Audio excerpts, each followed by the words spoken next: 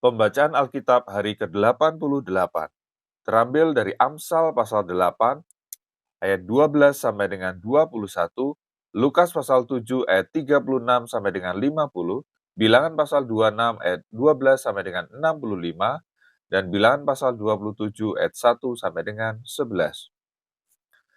Amsal pasal 8 ayat 12 sampai dengan 21. Aku, hikmat, tinggal bersama-sama dengan kecerdasan, dan aku mendapat pengetahuan dan kebijaksanaan. Takut akan Tuhan ialah membenci kejahatan. Aku benci kepada kesombongan, kecongkakan, tingkah laku yang jahat, dan mulut penuh tipu muslihat. Padaku ada nasihat dan pertimbangan. Akulah pengertian, padakulah kekuatan. Karena aku, para raja memerintah, dan para pembesar menetapkan keadilan. Karena aku, para pembesar berkuasa, juga para bangsawan dan semua hakim di bumi. Aku mengasihi orang yang mengasihi aku, dan orang yang tekun mencari aku akan mendapatkan daku. Kekayaan dan kehormatan ada padaku, juga harta yang tetap dan keadilan.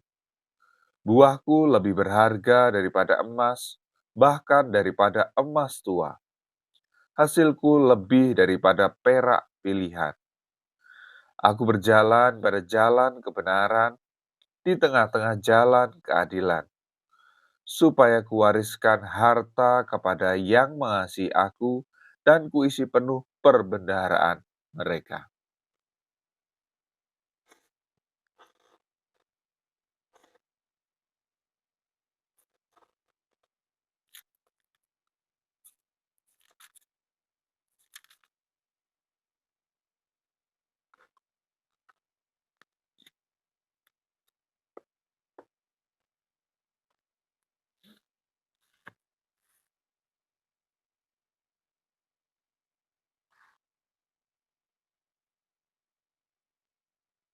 Lukas pasal 7 ayat 36 sampai dengan 50.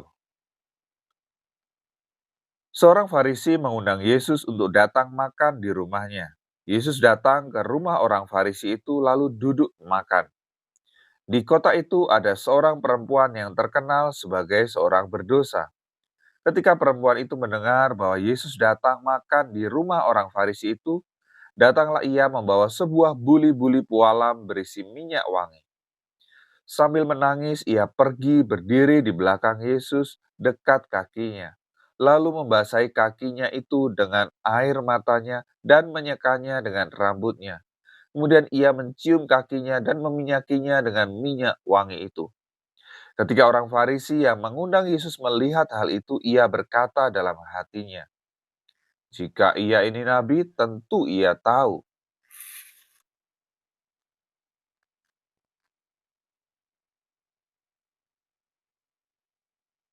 siapakah dan orang apakah perempuan yang menjamahnya ini. Tentu ia tahu bahwa perempuan itu adalah seorang berdosa."